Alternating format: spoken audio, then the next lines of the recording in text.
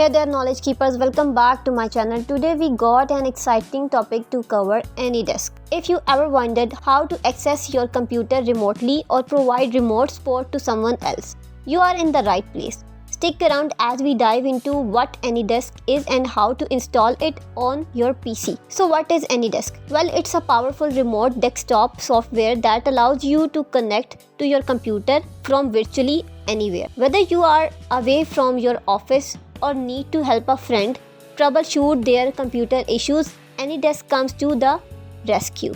Alright, let's get started with the installation process. First, open up your web browser and head to the official Anydesk website. That's www.anydesk.com. Once you are on the home page, finding the download is a breeze. Just click on the download button prominently displayed on the screen.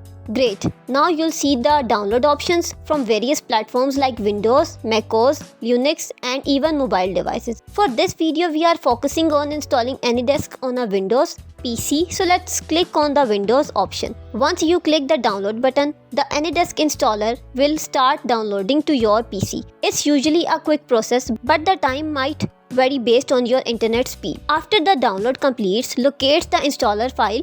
It's usually in your downloads folder. Double click on the file to begin the installation. Once you configured your preferences, hit the install button and Anydesk will work its magic. After a short moment, you'll see an installation complete message. And that's it. You successfully installed Anydesk on your PC or laptop. Before we wrap up, remember to keep your Anydesk address and password secure. These are like your keys to accessing your computer remotely. Thanks for joining me today as we explore the world of Anydesk.